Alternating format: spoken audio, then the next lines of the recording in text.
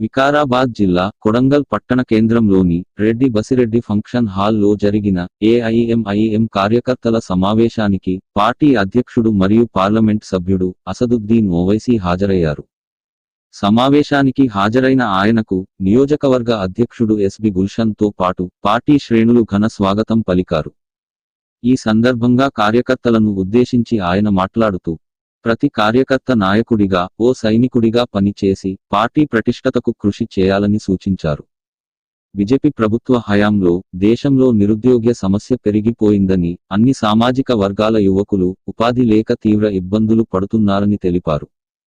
BJP ప్రభుత్వం మత విద్వేషాలను రెచ్చగొట్టడమే తమ ప్రధాన ధ్యేయంగా భావిస్తుందని ఆరోపించారు. తెలంగాణ రాష్ట్ర అభివృద్ధి కోసం రాష్ట్రంలో తమ పార్టీ అన్నివేళలా కాంగ్రెస్ ప్రభుత్వానికి, ముఖ్యమంత్రి రేవంత్ రెడ్డికి మద్దతుగా ఉంటుందని పేర్కొన్నారు. దేశ భవిష్యత్తు మారాలంటే ముఖ్యంగా యువత రాజకీయాల్లోకి రావాలని పిలుపునిచ్చారు. కొడంగల్ నియోజకవర్గంలో పార్టీని మరింత బలోపేతం చేయాల్సిన అవసరం ఉందని, అందుకు నాయకులు, కార్యకర్తలు కృషి చేయాలని సూచించారు. 4% है, 14% मुसलमानों की आबादी है, उसमें 4% जीत कर गए। ये बात भी हमको सोचना। महाराष्ट्र में एक इम्तियाज जलील एमपी थे और महाराष्ट्र में चाहे कांग्रेस हो, उद्धव ठाकरे की शिवसेना हो या शरद पवार की एनसीपी हो, इन्होंने 48 लोकसभा की सीटों में से एक भी मुसलमान को टिकट नहीं दिया। एक इम्तियाज जलील था तो सब मिल गए, चाहे कांग्रेस हो, शरद पवार हो, उद्धव ठाकरे हो, शिंदे हो, फडणवीस हो, सब मिलके बोले कि दूसरे पार्लियामेंट की सीटों में जो होगा देखा जाएगा, पर यहां से इम्तियाज जलील ना जीत। और हमने देखा कि इम्तियाज जलील को मिलकर इन्होंने उनकी कामयाबी को रोक दिया। उसके बाद क्या हुआ, महाराष्ट्र में कोल्हापुर में मस्जिद के ऊपर चढ़कर मस्जिद को नुकसान पहुंचाने की कोशिश की गई और फिर मस्जिद के अंदर नुकसान पहुंचाया गया, फिर हुर्मती की गई। और सबसे पहले आवाज उठाने वाले कौन? मजलिस इत्तेहादुल मुस्लिमीन के। मैं मजलिस के कोल्हापुर के जिम्मेदारों को शुक्रिया अदा करता हूं कि उन्होंने जैसे उनको मालूम है सबसे पहले वहां पर जाकर उन्होंने एसपी और कलेक्टर से मुलाकात की, पुरजोर एहतजाज किया। और वहां पर किसका एमपी है? कांग्रेस का एमपी कोल्हापुर। अखबारी रिपोर्ट ये कहते हैं कि उन्हीं के करीबी लोगों ने वहां पर हरकत की। उस मस्जिद के करीब जो मुसलमानों के घर थे, उसमें घर में घुसकर जेवर को लूट लिया गया और ये कहा गया कि नहीं, ये इलीगल इंक्रोचमेंट है गवर्नमेंट के लैंड के ऊपर, जबकि दूसरी जगह पर। तो कोई ना कोई वाकयात हमारे वतन अजीज में बराबर मुसलमानों को परेशान करने के लिए किए जा रहे हैं।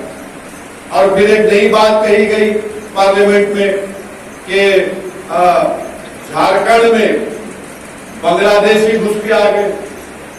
मेरे को समझ में नहीं आया कि भाई झारखंड का बॉर्डर बांग्लादेश से नहीं लगता है, झारखंड का बॉर्डर इंडिया बांग्लादेश से, तो कहां से आ गए? क्या उड़ के आ रहे या कोई अजीमनाथ है कि आके वहां से उड़ के यहाँ पे आ रहे? उनको अगर आने का है क्या तो बांग्लादेश से आना पड़ेगा, सीमांचल से या फिर बंगाल से या फिर आसाम से। झारखंड का तो बॉर्डर ही नहीं है। नहीं, वहां पर जाकर आदिवासियों के पॉपुलेशन को कम कर रहे। कैसा कम कर रहे हो? हुकूमत आपकी है, बीएसएफ आपकी है, एसएसबी आपकी है, मगर ये बोल देना कि पहले बोलते थे कि घुस के आ रहे। अरे घुस के आगे जो हमारी फौज को मार रहे हैं वो जम्मू में हो रहा है। 2021 से लेकर अब तक 50 से ज्यादा हमारे सिपाहियों को पड़ोसी मुल्क पाकिस्तान से दहशतगर्द घुस के आकर मार रहे हैं। आज भी आप देखेंगे, अपना पढ़ा क्या थी केलोसी पर हमारे एक बहादुर सिपाही को उसकी मौत हो गई। अरे बीजेपी वाले नाम क्यों नहीं ले रहे आजकल पाकिस्तान का?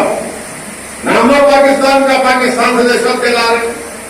डोडा में तो जम्मू में जो आकर हमारे सिपाहियों से मतभेद हुई और हमारे सिपाहियों की मौत हुई, एक नौजवान मेजर मारा गया, वो तो हमारे एलओसी से बहुत दूर है, लाइन ऑफ कंट्रोल से बहुत दूर। अंदर कैसा आ गए डोडा में? तो बीजेपी इस पर बात नहीं करती। बेरोजगारी नौजवानों का मुकद्दर बन के रह गया।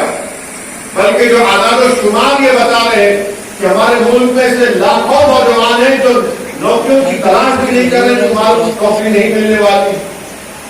तो ये बीजेपी आज भी उसी तस्वुर में है कि हम ये करेंगे, और दर्द तमाशा ये है कि हम जिसके साथ हैं, जिनको वोट देते हैं, बीजेपी को आप हराओ, हम वोट दे रहे, मगर वो जो हम पे बताए और मुश्किलात के पहाड़ तोड़े जाते, जबान तक हिलाते, हिलाने के लिए तैयार नहीं, कि कब तक नहीं हिलाएंगे जबान?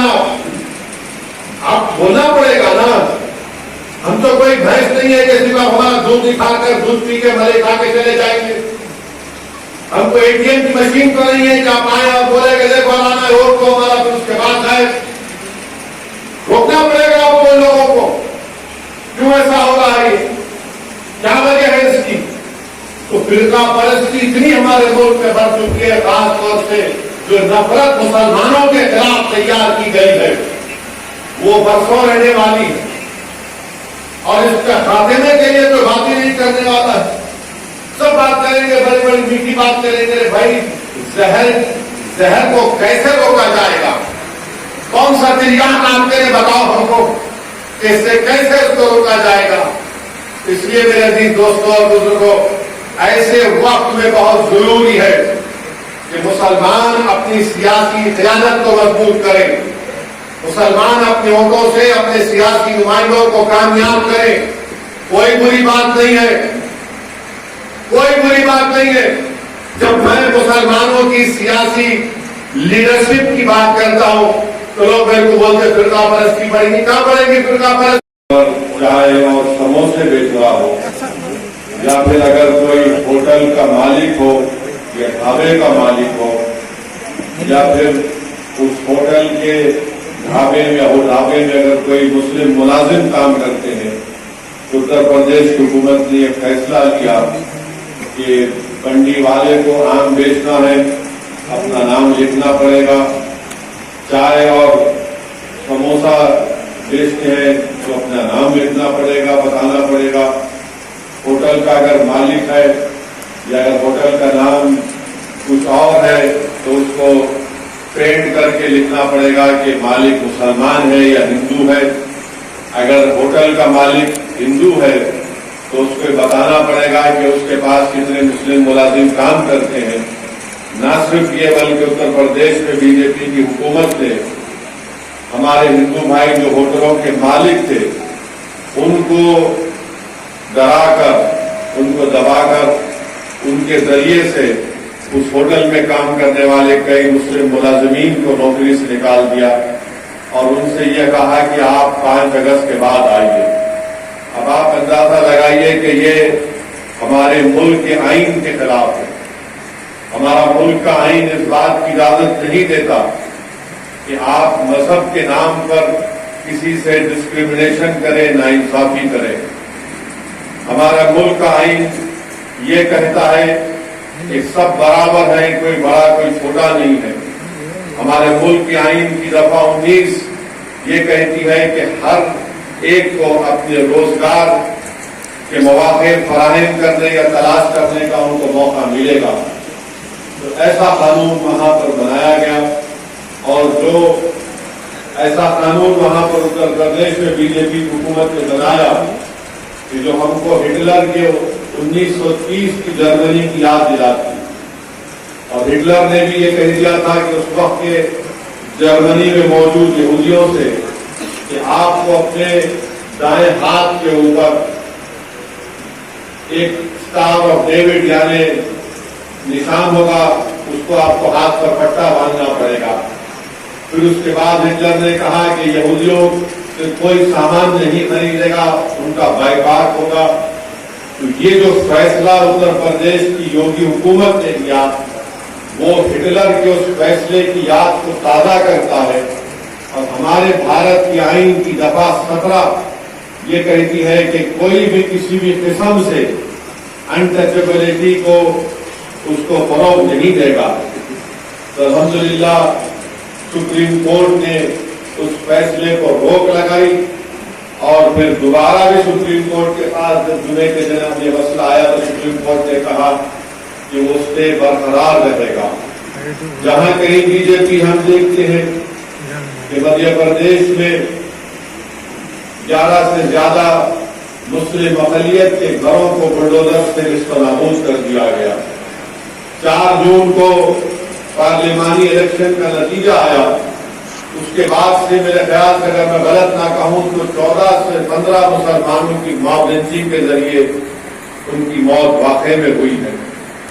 हिमाचल प्रदेश में कांग्रेस की हुकूमत है तो वहां पर एक मुसलमान जो कपड़े का कारोबार करता है उसने बकरीद में भैंस की कुर्बानी दी, तो बीजेपी के या उनके चाहने वालों ने सोशल मीडिया पर ये डाल दिया कि इस मुसलमान ने गाय की कुर्बानी दी, तो हुजूम उसकी दुकान के सामने जमा हुआ और उसकी दुकान को तोड़ दिया गया या उसके कपड़ों की दुकान को लूट लिया गया।